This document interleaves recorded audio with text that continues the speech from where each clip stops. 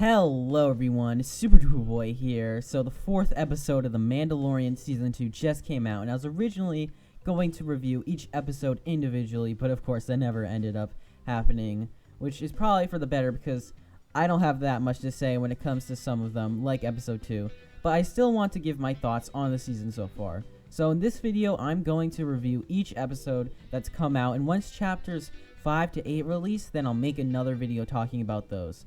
Oh, also, this is a spoiler review, so you have been warned. Alright, let's get started with Chapter 9. It started off with the fight scene at the beginning on a new planet, but most of the episode is on Tatooine. When I first saw that Tatooine's returning, I thought, really? Tatooine again? But luckily, they didn't just use Tatooine for nostalgia, and instead, they expanded on the lore of the planet by introducing a new town with its own story and showing a new creature that lives on the planet, that being the Krayt Dragon, which I gotta say looks incredible. They must have had some budget increases because there's some really amazing wide shots that really show how big the creature is, and I love how in some scenes the screen shakes when it's swimming through the sand. Another major part of this episode was the new character Cobb Vanth. I liked his character. He works well as a teammate to the Mando. He was actually originally a Star Wars Legends character, so it's awesome that they brought him into the canon. And, you know, he's wearing Boba Fett's armor, so that makes him even better. He says that he hopes to cross paths with the Mandalorian again, so I think that's a hint that he'll return in the future. So overall, this is a really great episode that gives a strong start to the season, with some of the best action in the whole show when they fight the Krayt Dragon, and some references to previous Star Wars movies. It is a bit of a generic Monster Hunter mission, but it's so impressive and there's enough creativity to make it work. I love how the Sand People help them take down the Krayt Dragon. It shows that they aren't just savages and are just trying to survive on Tatooine like everyone else. So I think this episode earns an 8 out of 10. Okay, so that was a really good start to the series. How does Chapter 10 compare? Well, it's not as good. Just most of the episode isn't as memorable for me. The new lizard character and the whole plot of the episode isn't as interesting, and it felt slow at times. The scene where the Mando is talking to the New Republic pilots in space is really slow. This episode isn't all bad though. I like the scene where Baby Yoda tried talking. Oh, and there's a bunch of giant ice spiders that try to kill everyone. That scene might have gone a little too crazy, but honestly I like how insane it is. And when the spiders were getting into the ship, I honestly had no clue how they were going to survive. This episode goes from being one of the calmest in the show to just pure insanity. Also, a fun fact is that these spiders were actually based off concept art from The Empire Strikes Back, so that's a cool reference. So yeah, the spider stuff was actually pretty good, but the rest of the episode just isn't as engaging, so I'll give this episode a 6 out of 10, which I want to say is not a bad score. I'd say a 6 means decent. But oh man, the next episode is way better than decent. I have a lot to say about Season 2, Episode 3, because honestly, it's my favorite in the whole show so far. Despite being a relatively short 35 minutes, this episode is still packed with action and story development. I guess I'll go in chronological order. The first notable scene is the Razor Crest falling through the atmosphere like an asteroid and landing on this new water moon called Trask. Something I really like is the location. In pretty much every live-action Star Wars story after Revenge of the Sith, the only locations are small Outer Rim towns, so it's nice to see an actual city in Star Wars. In this city, there lives Mon Calamari and Quarren. There's a Clone Wars arc about these two species fighting, but it seems like they're coexisting now.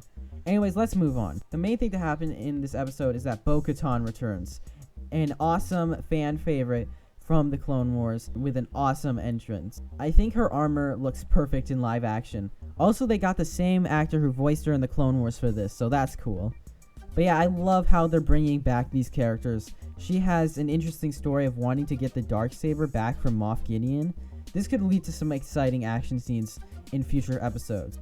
So ignoring the fact that she should be way older, Bo-Katan is possibly the best thing about this new episode. In this episode, Din Djarin learns that most Mandalorians take off their helmets, so maybe he will in the future. After another fight with the Quarren, we get an action-packed finale to this episode where they are attacking an Imperial ship for having stolen Mandalorian gear. I do wish that Mando and Bo-Katan weren't basically invincible, because blaster shots do literally nothing against their armor, but it is still fun to see them completely destroy all of the stormtroopers. Another moment from this episode that got me excited was when Moff Gideon appeared. Now, I never made a review for Season 1, but he was one of, if not my favorite character from the first season. It's nice to see an actual competent villain in Star Wars again. Another big moment is when Bo-Katan mentions Ahsoka Tano. I didn't expect her name to be said so early, but I'm not complaining. Now, maybe this episode might be a little confusing for people who haven't watched the Clone Wars, but I'm just happy to see these characters are making it into live action, and it doesn't feel like they're forced into the story. They fit in pretty well. So in conclusion, Chapter 11 brought back an awesome character. It had a cool new location. We got to see Moff Gideon again, and it has some great action against the Empire. It also progresses the story more than any other episode so far. I think it deserves a 9 out of 10. But it isn't the only really great episode in this season, because Chapter 12 is also one of the best in the whole show. In this episode, there isn't much progress made on the journey to get to Corvus, but it does focus on other elements of the plot. Firstly, I love how they bring back Navarro and show how the town has improved so much since Season 1. Cara Dune and Greef Karga from Season 1 return for this episode. They are also joined by the blue guy from the beginning of the first season. It seems like a weird choice to bring him back, but he actually works. Everyone else in the show is really brave, but he's a lot more scared and cautious, which makes him a more relatable character. Anyways, the first half of this episode is pretty normal. The Mandalorian and the other three fight a bunch of stormtroopers, and again, the troopers are pretty weak. But the scout troopers, on the other hand, did create a pretty awesome action scene when trying to stop the vehicle that Cara Dune stole. And after that, they get chased by TIE fighters through a canyon. I love the location of the fight. The narrow canyon makes things a lot more intense. And that scene is then followed by the Razor Crest going against the TIE fighters. I think that this was the first real ship versus ship battle in the season so far, so hopefully we'll see more of that in the future. Towards the end of the episode, a New Republic pilot talks to Greef Karga and Cara Dune, and Coruscant is mentioned, so that's pretty cool. Now, I've heard some people call this episode filler because it doesn't focus too much on the main story of getting to Corvus, but I think it's just as important as Chapter 11. Cloning stuff, it seems like they maybe are trying to tie the story in with the sequel trilogy and the First Order. One of the Imperials on Moff Gideon's cool-looking ship says to the spy that you'll be rewarded in the new era, so we don't know what that means. It could be referring to the First Order, or something else. There were a lot of mysteries set up in this episode. We do finally get a follow-up on what the Doctor was doing to Baby Yoda in Season 1, and maybe they are trying to make Force-sensitive clones. Moff Gideon is going after the Mandalorian for the rest of the season, and I can't wait to see what is next. Alright, so that was a really long video. Hopefully you all enjoyed. When comparing the first half of Season 2 to the first half of Season 1, I have to say that this new season is definitely better so far.